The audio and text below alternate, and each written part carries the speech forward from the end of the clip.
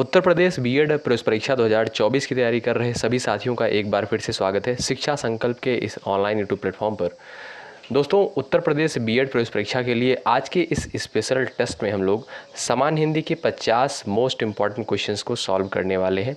साथियों, ये वही सारे क्वेश्चन हैं जो पिछले वर्षों में पूछे गए हैं और यहाँ पर हमने कुछ नए प्रश्नों को भी शामिल किया है, तो आप लोगों को अंत तक बने रहना है। पहले पेपर में आपको 50 प्रश्न समान हिंदी से देखने को मिलेंगे। स्कोर आपको बहुत ही अच्छा करना है, तो ये टेस्ट जो है पूरे 50 प्रश्न का है। आप लोग देखिएगा कितना स्कोर करते हैं और मोस्ट इंपॉर्टेंट क्वेश्चन है, ऐसे ही एग्जाम में आपको क्वेश्चन देखने को मिलेंगे। काव्य में कितने रस माने जाते हैं? तो याद रखिएगा दोस्तों, 9 रस माने जाते हैं। ठीक है, ये आपका विकल्प सी करेक्ट हो जाएगा। बेसिक सा क्वेश्चन है लेकिन इंपॉर्टेंट है। ठीक है, कुछ लोग 8 क्लिक करेंगे लेकिन नहीं भाई, जो काव्य में रस माने जाते हैं वो 9 होते हैं। कौन कौन से होते हैं याद रखिएगा। श्रृंगार रस, श्रृंगार रस का जो अस्थाई भाव होता है वो रति होता है। करुण रस हो गया नंबर 2, उसका अस्थाई भाव होता है शोक। और वीर रस, वीर रस का अस्थाई भाव होता है उत्साह। ठीक है, हास्य रस, हास्य रस का अस्थाई भाव होता है हास। अगला है आपका रौद्र रस, रौद्र का होता है क्रोध। और भयानक है, उसके बाद भयानक का जो अस्थाई भाव होता है वो होता है भय। विभित्स रस का अस्थाई भाव होता है जुगुप्सा। और अद्भुत रस का अस्थाई भाव होता है विस्मय। शांत रस का अस्थाई भाव होता है निर्वेद। ठीक है, ये रिवीजन आपका हो गया। ठीक है, अगर आपसे पूछा जाए कितने रस माने जाते हैं काव्य में, तो 9 रस माने जाते हैं। विकल्प आपका सी करेक्ट हो जाएगा। आगे बढ़ते हैं। अगला प्रश्न क्या कहता है, अस्थाई भाव की कुल संख्या कितनी है? अस्थाई भाव जो है कुल कितने हैं? दोस्तों बताइएगा अगर आपको जवाब पता हो। तो बेसिक सा क्वेश्चन है, अगर 9 रस हैं तो 9 अस्थाई भाव भी होंगे। ऑप्शन नंबर आपका ए करेक्ट हो जाएगा। ठीक है, आगे बढ़ते हैं और अगला प्रश्न देखते हैं। अगला प्रश्न देखिएगा क्या कहता है, वह अगले वर्ष आएगा, इस वाक्य में कौन सा कारक है? वह अगले वर्ष आएगा, इस वाक्य में आपसे कारक पूछा है। तो आप सभी दोस्त, हमारे सभी साथी, हमारे सभी भाई बहन बताएंगे इसमें जो है राइट आंसर क्या हो जाएगा। चलिएगा, वह अगले वर्ष आएगा, तो दोस्तों संबंध कारक होगा। विकल्प आपका यहाँ पर बी बिल्कुल करेक्ट हो जाएगा। ठीक है, ऑप्शन बी वाले यहाँ पर बिल्कुल राइट हो जाएंगे। आगे बढ़ते हैं। अगला क्वेश्चन यहाँ पर देखेंगे क्या कहता है। अगला क्वेश्चन कहता है, हिंदी साहित्य की भूमिका के लेखक कौन है? हिंदी साहित्य की भूमिका के लेखक कौन है? तो दोस्तों बताइएगा, आप सभी दोस्त यहाँ पर जवाब करेंगे। तो याद रखेंगे हजारी प्रसाद द्विवेदी। ठीक है, विकल्प आपका सी करेक्ट हो जाएगा। हिंदी साहित्य की भूमिका के लेखक हजारी प्रसाद द्विवेदी हैं। ठीक है, हम लोग फटाफट इन प्रश्नों को कवर कर लेंगे, ज़्यादा समय नहीं लिया जाएगा क्योंकि 9 जून को जो है आपका एग्ज़ाम होने वाला है। तो आप लोग बढ़िया से रीजनिंग की प्रैक्टिस करिए और मैथ के भी कुछ टॉपिक से एग्ज़ाम में क्वेश्चन बनते हैं, उसका खूब प्रैक्टिस करिए। ठीक है, क्योंकि स्कोरिंग सब्जेक्ट है।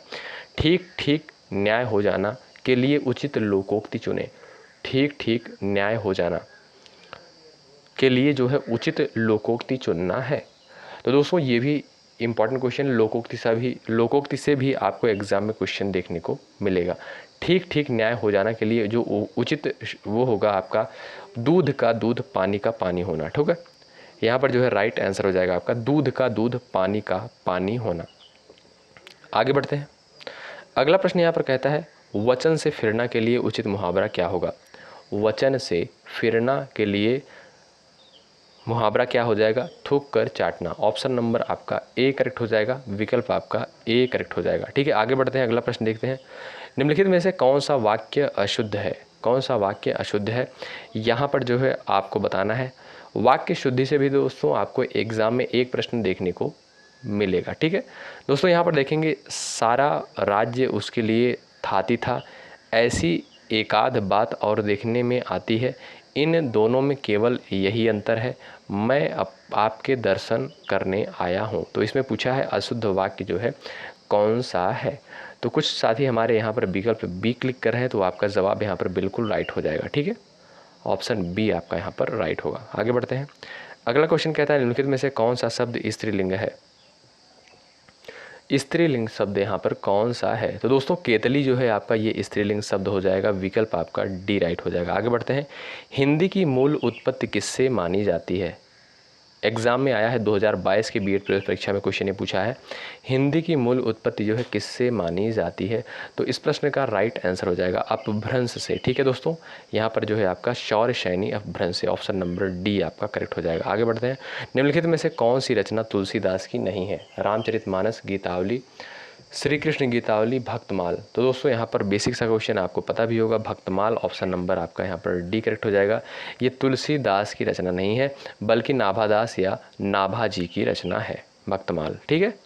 एड़ियाँ रगड़ना मुहावरे का सही अर्थ क्या हो जाएगा? एड़ियाँ रगड़ना, बहुत दौड़ धूप करना, ठीक है, बहुत दौड़ धूप करना। ऑप्शन नंबर आपका सी करेक्ट हो जाएगा। आगे बढ़ते हैं। अगला क्वेश्चन यहाँ पर क्या कहता है? विराम चिन्ह के प्रयोग की दृष्टि से निम्नलिखित में से कौन सा वाक्य सही नहीं है? चलिए भाई, विराम चिन्ह से भी आपको एग्जाम में क्वेश्चन देखने को मिलेंगे। तो दोस्तों यहाँ पर जो आपका पूछा गया है कि कौन सा वाक्य जो है सही नहीं है विराम चिन्ह की दृष्टि से अगर देखा जाए, तो दोस्तों यहाँ पर पहला आपका बिल्कुल राइट हो जाएगा, वह दूर से बहुत दूर से आ रहा है, ठीक है। ये आपका ऑप्शन नंबर आपका यहाँ पर ए करेक्ट हो जाएगा, ठीक है दोस्तों। आगे बढ़ते हैं और अगला क्वेश्चन देखते हैं। अगला क्वेश्चन यहाँ पर क्या कहता है? अगला प्रश्न देखिएगा, उसने अपने को निर्दोष घोषित किया, इस सरल वाक्य के मिश्र वाक्य का रूप निम्नलिखित में से कौन सा होगा? उसने अपने को निर्दोष घोषित किया, पूछा गया है मिश्र वाक्य का रूप इसमें से कौन सा होगा इसका? चलिएगा यहाँ पर देखिएगा, ये विकल्प है आपका और आप लोग यहाँ पर बताएंगे।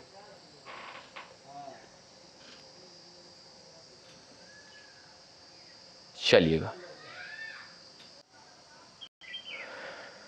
दोस्तों, इसका मिश्र वाक्य हो जाएगा उसने अपने को निर्दोष घोषित किया। इसका जो मिश्र वाक्य हो गया वो होगा उसने कहा कि मैं निर्दोष हूँ, ठीक है। विकल्प आपका ए राइट हो जाएगा। आगे बढ़ते हैं। अगला क्वेश्चन कहता है, देखा गया हो क्रिया के किस पक्ष का उदाहरण है? देखा गया हो क्रिया के किस पक्ष का उदाहरण है? दोस्तों राइट आंसर हो जाएगा संभाव्य भूतकाल, ठीक है, संभाव्य भूतकाल। आगे बढ़ते हैं। अगला क्वेश्चन कहता है, जो इंद्रियों की पहुंच से बाहर हो, वाक्यांश के लिए एक शब्द बताइए। जो इंद्रियों की जीत से, जो इंद्रियों की पहुंच से बाहर हो। चलिएगा ऑप्शन नंबर आपका यहाँ पर सी करेक्ट हो जाएगा, इंद्रियातीत, ठीक है। ऑप्शन नंबर आपका सी करेक्ट हो जाएगा, जो इंद्रियों की पहुंच से बाहर हो। अगला प्रश्न कहता है, निम्नलिखित में से कौन सा विलोम युग्म सही नहीं है? कौन सा विलोम युग्म जो है सही नहीं है? ऑप्शन नंबर आपका डी करेक्ट हो जाएगा, मान्य धान्य, ठीक है। विकल्प आपका यहाँ पर डी करेक्ट हो जाएगा। आगे बढ़ते हैं और अगला क्वेश्चन देखते हैं। अगला क्वेश्चन कहता है, निम्नलिखित में से कौन सा शब्द जो है मस्तक का पर्यायवाची है?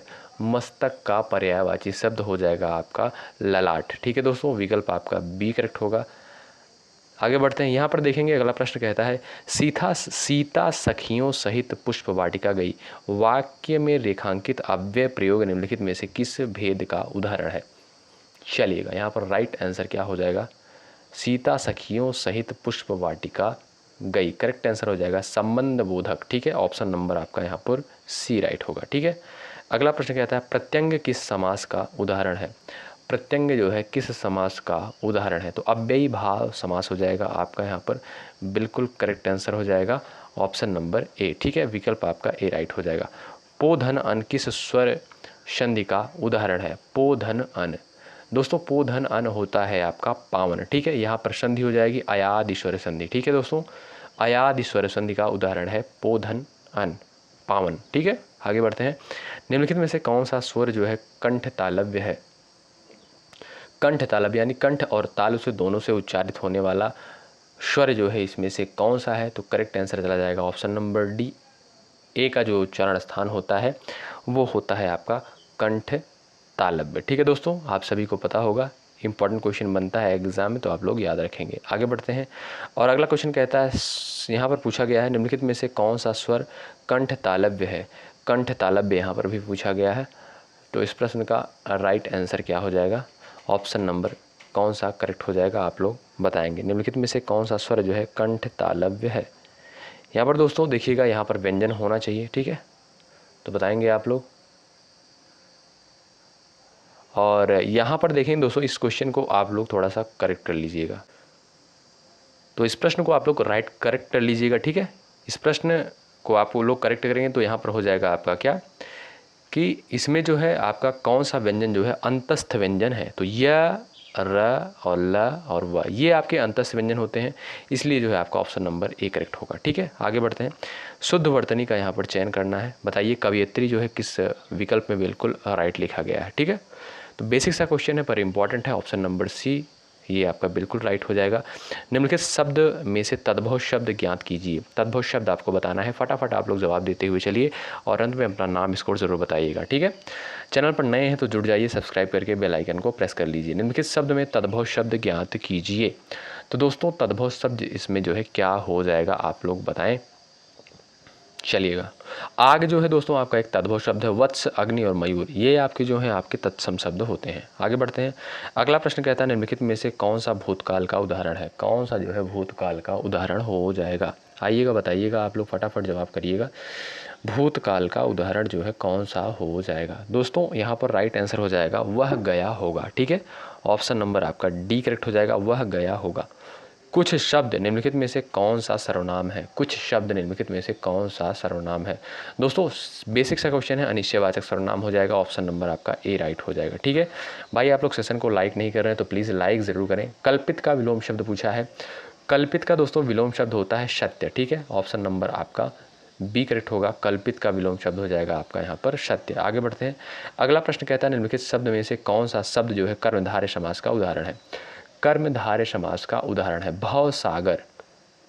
तो भवसागर इसमें जो है ऑप्शन नंबर आपका डी करेक्ट हो जाएगा, इसमें कर्मधारय समास हो जाएगा। आगे बढ़ते हैं। निम्नलिखित में से यहाँ पर प्रश्न पूछा गया है जो दूसरों के स्थान पर अस्थायी रूप से काम करे, वाक्यांश के लिए दिए गए विकल्पों में से उपयुक्त शब्द चुनिए।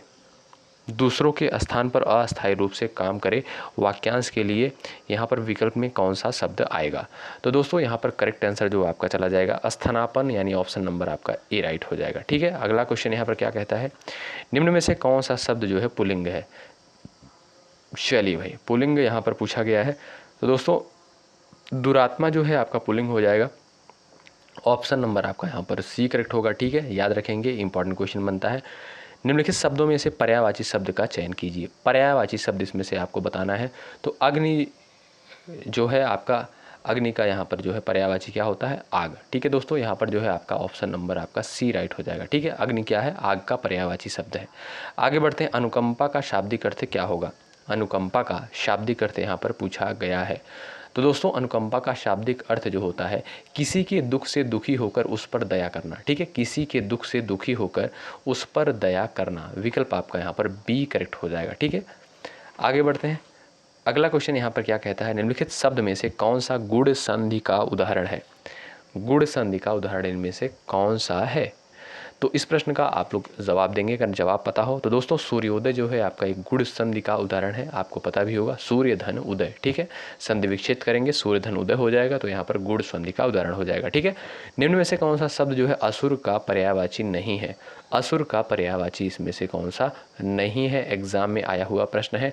दोस्तों ईक्षण जो है असुर का पर्यायवाची नहीं है। ठीक है, याद रखेंगे, ईक्षण जो है आपका असुर का पर्यायवाची शब्द नहीं है। आगे बढ़ते हैं। अगला प्रश्न कहता है निम्नलिखित में से शुद्ध वाक्य है, इसमें बताइएगा आप लोग शुद्ध वाक्य कौन सा है। तो दोस्तों मोहन ने गुनगुने जल से स्नान किया। ठीक है, मोहन ने गुनगुने जल से स्नान किया। विकल्प आपका ए राइट हो जाएगा। अगला क्वेश्चन यहाँ पर कहता है दुविधा में दोनों गए माया मिली न राम। दुविधा में दोनों गए माया मिली न राम। तो दोस्तों यहाँ पर करेक्ट आंसर क्या हो जाएगा, आप लोग बताएं। राइट आंसर क्या हो जाएगा, दुविधा में दोनों गए माया मिली न राम। लोकोक्ति का जो सही अर्थ होगा एक समय में दो काम करने से एक में सफलता न मिलना। ठीक है, ऑप्शन नंबर आपका बी करेक्ट होगा। ठीक है, आइए, पानी में आग लगाना मुहावरे का सही अर्थ बताएं आप सभी साथी। पानी में आग लगाना मुहावरे का सही अर्थ क्या होगा। चलिएगा, असंभव कार्य करना। याद रखेंगे साथियों, असंभव कार्य करना, पानी में आग लगाना। आया हुआ प्रश्न है। ये सारे क्वेश्चन बेहद इंपॉर्टेंट है, एग्जाम में पूछे गए हैं, तो आप लोग इसको 2 बार जरूर देख लीजिएगा, कवर कर लीजिएगा। ऐसे ही एग्जाम में आपको क्वेश्चन देखने को मिलेंगे क्वेश्चन। ठीक है, निम्नलिखित में से खटिया का बहुवचन रूप क्या होगा। खटिया का जो बहुवचन रूप यहाँ पर पूछा गया है, आप सभी साथी हमारे जवाब करें। दोस्तों बहुवचन होगा आपका खट्टियाँ। ठीक है, ऑप्शन नंबर आपका डी राइट होगा। अगला क्वेश्चन क्या कहता है निम्न में से कौन सा भिन्न उच्चारण वाला समानार्थी युग्म शब्द है। चलिएगा, भिन्न उच्चारण वाला समानार्थी युग्म शब्द इसमें से कौन सा है। चलिए यहाँ पर बताएं। छल कपट भिन्न उच्चारण समानार्थी युग्म शब्द हैं। छल कपट, ठीक है दोस्तों, आपका ऑप्शन नंबर आपका यहाँ पर ए करेक्ट हो जाएगा। कोल्हू का बैल कहावत का अर्थ क्या होगा? चलिए भाई सभी लोग यहाँ पर बताएं, कोल्हू का बैल कहावत का अर्थ क्या होगा? कोल्हू का बैल कहावत का अर्थ क्या होगा? एक ही स्थिति में चलने वाला, ठीक है, एक ही स्थिति में चलने वाला कोल्हू का बैल। माता पिता में कौन सा चिन्ह है? माता पिता में जो है कौन सा चिन्ह है? आप सभी को पता होगा, जवाब भी आना शुरू हो गया है। राइट आंसर चला जाएगा ऑप्शन नंबर बी पर, संयोजक चिन्ह, ठीक है। निम्नलिखित में से कौन सा शुद्ध वाक्य है? शुद्ध वाक्य यहाँ पर आपको बताना है। दिए गए कथनों में शुद्ध वाक्य, मैं तुम्हारी पुस्तक लूँगा, ठीक है, ऑप्शन नंबर आपका ए करेक्ट होगा, मैं तुम्हारी पुस्तक लूँगा। अस्पर्श संघर्षी व्यंजन यहाँ पर पूछा गया है, और स्पर्श संघर्षी व्यंजन इंपॉर्टेंट क्वेश्चन बनता है दोस्तों। ज जो है आपका ऑप्शन नंबर ए करेक्ट हो जाएगा, ये स्पर्श संघर्षी व्यंजन कहलाता है, ठीक है। भाषा की सबसे छोटी इकाई यहाँ पर पूछी गई है, तो भाषा की सबसे छोटी इकाई क्या होती है? आप सभी को पता होगा, वर्ड, यानी ऑप्शन नंबर आपका बी करेक्ट हो जाएगा, ठीक है। अगला प्रश्न है, निष्प्रह का अर्थ क्या होता है? निष्प्रह का अर्थ क्या होता है? जो इच्छा रहित हो, ठीक है, जो इच्छा रहित हो निष्प्रह कहलाता है, ऑप्शन नंबर आपका बी करेक्ट होगा, ठीक है। युद्ध की इच्छा रखने वाला क्या कहलाता है? आप सभी को पता होगा, युयुत्स कहलाता है। कई बार हमने ये क्वेश्चन करवाया है। युद्ध की इच्छा रखने वाला युत्स कहलाता है, ठीक है। विशेषण शब्द की विशेषता बताने वाला शब्द कहलाता है। विशेषण शब्द की विशेषता बताने वाला शब्द जो है कहलाता है, यहाँ पर करेक्ट आंसर हो जाएगा आपका प्रविशेषण, ठीक है। एग्जाम में प्रश्न आया है तो आप लोग याद रखेंगे, ऐसे ही क्वेश्चन आपको एग्जाम में देखने को मिलते हैं। दोस्तों यदि आप चैनल पर नए हैं और उत्तर प्रदेश बीएड प्रवेश परीक्षा की तैयारी कर रहे हैं, ज़रूर जुड़ें, निश्चित रूप से आप सभी को यहाँ से हेल्प मिलेगी। दोस्तों यहाँ पर कोशिश हम वही करते हैं जो प्रश्न आपके एग्ज़ाम के लिए इम्पॉर्टेंट है, प्रीवियस ईयर क्वेश्चन हो या नए क्वेश्चन हो, उन सारे क्वेश्चन को हम शामिल ज़रूर करते हैं, ठीक है। तो आप लोग बारीकी के साथ जितने भी वीडियोस प्रोवाइड किए गए हैं, सारे वीडियोस को आप लोग आसानी से बढ़िया तरीके से कवर कर डालिएगा। प्लेलिस्ट में जाइएगा, यूपी बीएड 2024 का आपको एक प्लेलिस्ट मिलेगा, उसमें से जितने भी वीडियो हैं आप लोग ज़रूर कवर कर लीजिएगा, ठीक है साथियों। बहुत बहुत शुक्रिया अंत तक बने रहने के लिए। अपने साथियों के पास भी इस वीडियो को ज़रूर शेयर करें। बहुत बहुत धन्यवाद। जय हिंद, जय भारत।